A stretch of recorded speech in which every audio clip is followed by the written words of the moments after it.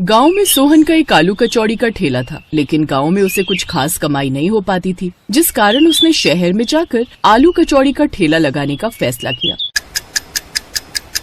अब हमें शहर जाकर अपना काम शुरू करना होगा रमा। गांव में कुछ खास कमाई नहीं हो पा रही। दोनों बच्चे की पढ़ाई और बेहतर भविष्य के लिए हमें ज्यादा पैसे कमाने होंगे। जैसा आपको ठीक लगे। सोहन अपनी पत्नी और 2 बच्चों के साथ शहर चला आया। शहर पहुंचते ही उसकी पत्नी रमा उससे बोली, आपको क्या लगता है जी, हम शहर में अपना आलू कचौड़ी का ठेला चला पाएंगे? यहाँ तो जहाँ नजर दौड़ाओ खाने का कुछ न कुछ ठेला लगा ही हुआ है। यहाँ तो खाने की कोई कमी है नहीं। ऐसे में कोई हम गरीबों के हाथों की आलू कचौड़ी क्यों ही खाएगा?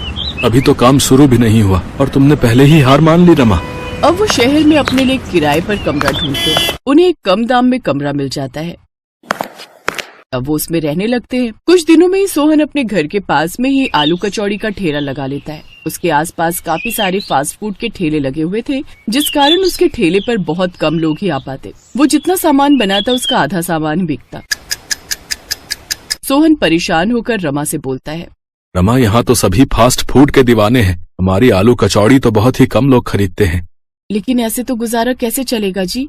कमरे का किराया भी देना है, बच्चे भी साथ में हैं, उन्हें भूखा भी नहीं रख सकते। हमें कोई ऐसी जगह तलाशनी होगी जहाँ हमारा आलू कचौड़ी का काम अच्छा चले। लोग ज्यादातर आलू कचौड़ी खाना पसंद करते हो। हाँ, लेकिन ऐसी जगह कहाँ मिलेगी? तभी उनकी मकान मालकिन वहाँ आती है। ऐसी जगह तो नाथपुरा ही है। वहाँ रेलवे स्टेशन और बस स्टॉप दोनों आसपास ही हैं। वहाँ हर तरह के लोग आते हैं। मुझे यकीन है तुम्हारा काम वहाँ जरूर चलेगा, और मेरे पति की उस स्टेशन मास्टर से अच्छी जान पहचान है, तो वो तुम्हारा ठेला लगवा देंगे। आपका बहुत बहुत धन्यवाद मालकिन जी। अनीता अपने पति से बात करती है। वो अगले दिन स्टेशन मास्टर से कहकर वहाँ पर सोहन का ठेला लगवा देता है। आलू कचौड़ी की महक बस स्टॉप और स्टेशन पर आने वाले यात्रियों को अपनी ओर खींचने लगती है। अब सोहन के ठेले पर यात्रियों की भीड़ रहने लगती है। एक बार एक कुली सोहन के पास आता है और उसके हाथ के आलू कचौड़ी खाकर खुश हो जाता है। वाह भाई वाह, मजा आ गया। क्या स्वादिष्ट आलू कचौड़ी बनाते तुमने, और दाम भी बहुत कम है। सच कहूँ, पहले यहाँ खाना खाने के लिए ना हमें दुकान पे जाना पड़ता था, जहाँ खाना काफी महंगा मिलता था और हमारी दिन भर की कमाई खाने में ही चली जाती है। लेकिन अब तुम्हारे पास ये कम दाम में आलू पूड़ी खाकर तो पेट भरता ही है, साथ ही 2 पैसे भी बच जाते हैं भाई।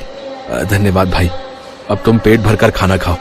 ऐसे ही दिन गुजरने लगते हैं। अब तो जो रोज की सवारी वहाँ से आती जाती, वो तो सोहन के ठेले पर जाने से खुद को रोक ही नहीं पाते। वो तो अब उसके पक्के ग्राहक हो गए थे। ऐसे ही कुछ दिन बीतते हैं। एक रोज एक सेठ, जिसके हाथ में काफी बैग थे, वो सोहन के ठेले के पास से गुजर रहा था कि तभी उसके बैग की टक्कर से सोहन के ठेले पर रखा सामान नीचे गिर जाता है और उसका काफी नुकसान हो जाता है। लेकिन सेठ उल्टा सोहन पर ही चिल्लाने लगता है, तुम गरीबों को भी ना बीच में ही आकर खड़ा होना होता है। मेरा सारा सामान तो गिरा ही दिया, साथ ही मेरे महंगे कपड़े भी गंदे कर दिए।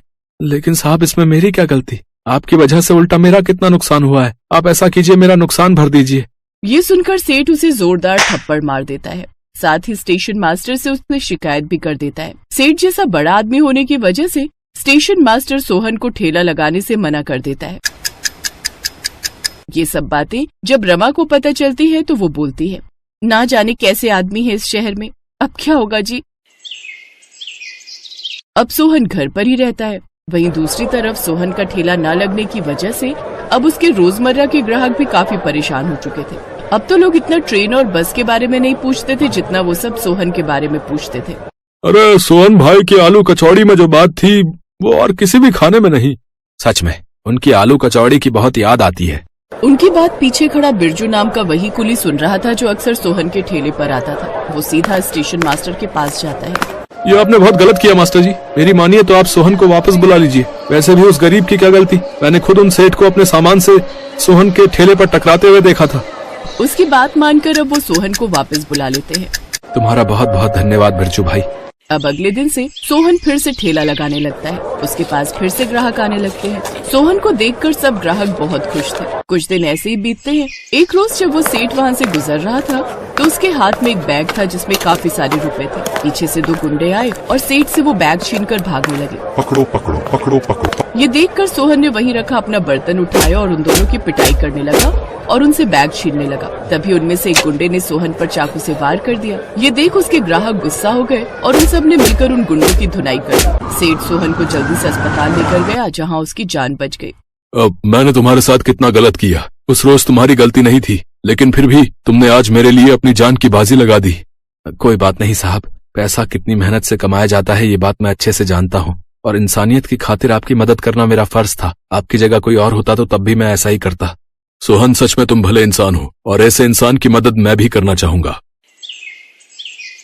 अब सेठ सोहन के लिए एक बड़ी सी दुकान खुलवा देता है, जिससे उसके पास और भी ग्राहक आने लगते हैं। अब सोहन खूब पैसे कमाने लगता है और साल भर के अंदर ही वो खुद का घर ले लेता है।